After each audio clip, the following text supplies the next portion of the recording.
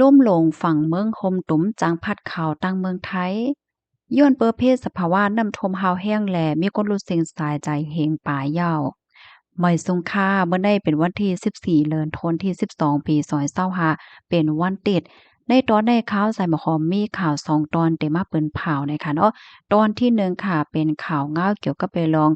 ฟิงฟ้าราศีนะคะเนาะล่มหลงตั้งฝั่งเมืองคมตุ่มในจางพัดเข้าที่ในเมืองไทยเสียวก็เดี๋ยวจังเฮ็ดให้ฟิงฟ้าแหลกลายนะคะข่าวเที่ยงตอน1ซ้ำเนี่ยย้อนประวัติน้ำท่วมหาวแห้งแลมีคนรู้เส้นสายใจกว่าเฮงปลายยาวว่าไหนอ้ออ่อนตั้งเปิ้นได้ก่อเข้ามาถ่อมด้วยข่าวเงาโหนในอ่อนตั้งค่ะเมื่อวันที่13เดือนธันวาคมที่12ปี2025ในมีข่าวเงาออกมาว่าอยู่ที่โครงการโรงฝ่ายฟิงฟ้าราศีไล่ออกมาปืนผ่าปันฟังว่าในวงวางในตีเมืองไทยตอนเหนือในค่ะเนาะฟิงฟ้าราศีในจังมีรองเรียกลายนะคะแต่จังมีตั้งลมกัด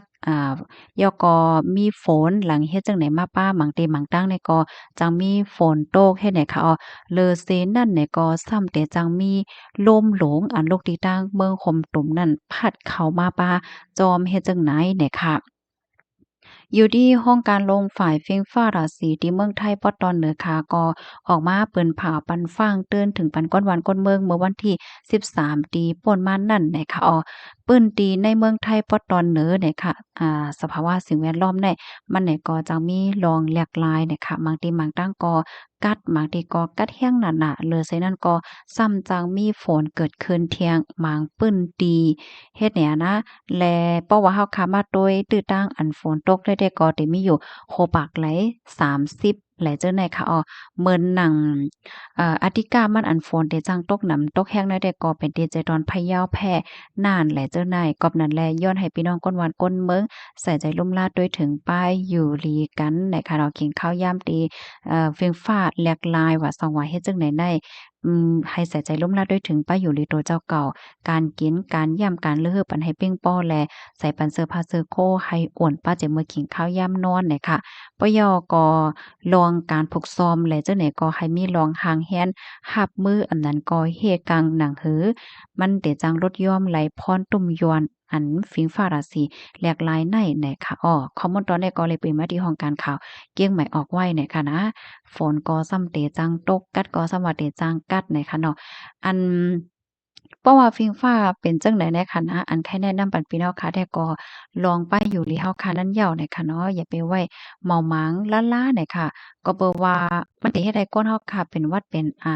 ไง่ายเฮ็ดให้อาทิกรรมมันแต่ก็บ่เฒ่าไม่แก่เฮแล้วก็ลูกอ่อนนะลูกอ่อนเนี่ยเพราะว่าเขาเป็นมาเหย้าเนี่ยก็เอ๊ะรู้น่ะเนี่ยค่ะเนาะอ้อค่ะลูกดีข่าวง่าวโหนได้เห็นแลกำในเฮาค่ะมาถ่อมด้วยข่าวง่าวเที่ยงโหนึงค่ะ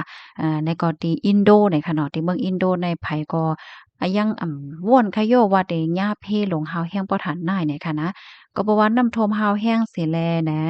มีคนรู้เซ็นสาใจกว่าเหย้าเฮงปายอันหาหลายไว้ในมีอยู่2ปากปายเมื่อวันที่13เดือนธันวาคมที่12ปี2025ใน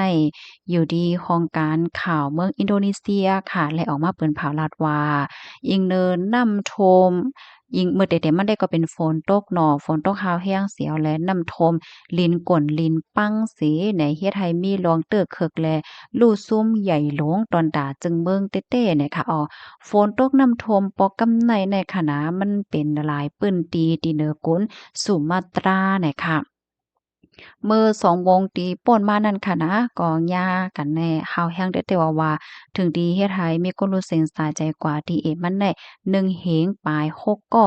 และก้นที่อันแลเจ็บกว่าได้มีอยู่5เหง4ปากก็เฮ็ดให้อ้อเกี่ยวกับเรยลองได้ค่ะอันเป็นภูคานปากของการล้มฝ่ายจอยเทียมเพเมืองอินโดนีเซียเนี่ยก็คาดล่ำว่าเส้นสายไม้ก้นลูกเซ็งสายใจในจางเพิ่มเตินนำเลอเซในเทียง ก็เปอว่าต่อถึงมือเหลียวก้นที่อันหาหลายไว้ในยังเกิดอยู่เทียง2ปาก17ก็เฮ็ดให้อ่อนแลอยู่ที่ลงปองจึงเนี่ยก็คัดใจจอยเทียมปันก้นหวานก้นเมืองอันและรับพรตุ่มยวนในปอกกำในอยู่แต่ว่าวายเฮ็ดจังไหนค่ะน้ำทมแลลินก่นลินปังปอกกำในในค่ะนะแต่เลยว่าเป็นฮาวแห้งแต้ๆค่ะอันนี้ก็เป็นว่าหลังสิฝนตกมาหนังฮาวกยามเฮ็ดจังไหนเฮ็ดให้มีหลวงเตึกคึก ต่อลองอยู่ลองกินก้นหวานก้นเมืองค่ะเนาะเตื้อเคิกเซ็นตาสายตั้งเปิ้นตีอยู่เศร้าเคิ้นเย่แหละจังไหนในเต้ๆว่าแต่เลยว่าเป็นหนึ่งในเพศสภาวะที่อันฮาวเฮียงเต๊ะๆอันเกิดขึ้นที่เหนือก้นอันไหนก็ว่าไล่เนี่ยค่ะก้นหวานก้นเมืองอันไรรับพรตุ้มย้อนในค่ะนะมีถึง1.2ล้านก่อลูกกว่านะคะเจอเขาเนี่ยก็ไหลเงื่งกว่าอยู่ดีอันรอดเพนั่นค่ะนะเนาะก้นที่อันเงื่งอำตันและจังไหนก็อันรู้เซ็งกว่าก็มีถึงเป็นเฮงปายเนี่ยค่ะ เกี่ยวเลยลองในก้นหวานก้นเมืองตีอันเปิ้นยาเพน้ำโทมนั่นนะเปิ้นก็อ่อนกันออกมาปันตั้งหันถึงแลอำเป้งเป้าหั่นใจลองปันตั้งจอยเทียมคองลงปองจึงไหนอ้อ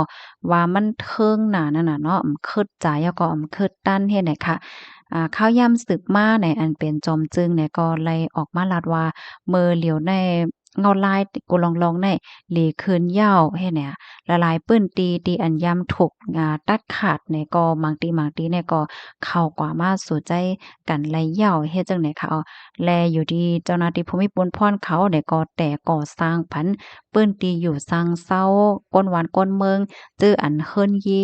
ย่านน้ำทมกว่า5อันไหลลู่ไหลก่อยกว่าไหลเจอหน้ายเฮ็ดไหนคะฝ่ายหนึ่งเพราะว่ามานับส่วนเป็นเงินการใช้จ่ายเปิดดัดได้ขึ้นปัดปูรูเมฆขึ้นในปื้นตีในคณะจ้างสูงถึง51.82ล้านรูเปียเนี่ยค่ะเพราะว่าเงินไทยก็ติดตกอยู่บอก27ล้านบาทและจังได๋แลต่อถึงพ้องยามมื้อแล้วแน่ลงปองจึงเนี่ยก็ยังอำไปเปิดปากย้อนตั้งจอยเทียมดีนอกวันนอกเมืองเฮ็ดให้นั่นค่ะน่ะอยู่ที่ห้องการลงฝ่ายฟิล์มฟ้าราศีเนี่ยก็ยังปันฟางเติ้นเถียงว่าฟิล์มฟ้าราศีที่อันมันฮาวย่ำฮาวเฮียงหลีโกจังไหนในมันยังแต่จังเกิดขึ้นเป็นกว่าเที่ยงอธิกามันในได้ก่อไหนยิงนำฝนที่อันตกลงมาในนักนำกาหือก็มันก็ซ้ำแต่จังเป็นเพเทียงเหนือกุนสุมาตราในเฮ็ดไหนเนี่ยค่ะเอาค่ะข้อมูลตอนแรกค่ะเนี่ยก็เลยไปมาที่ห้องการข่าว CNA ออกไว้ใน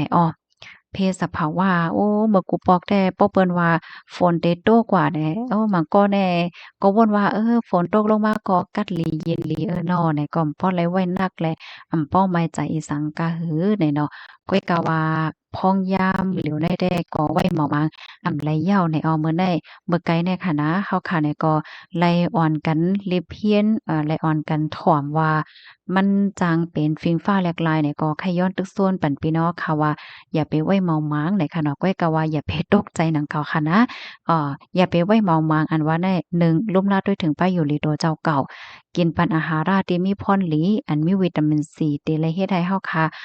เป็นหวัดเป็นอ่านได้ง่ายค่ะเนาะปยกที่2ในประวัติที่ออกข้าวตั้งเนี่ยก็ให้เลเพียนด้วยเงาลายเสียก่อนเฮียงไหนเพราะว่าเฮาค่ะออกข้าวตั้งอยู่เฮาค่ะตึงมีไว้อยู่ที่ในแก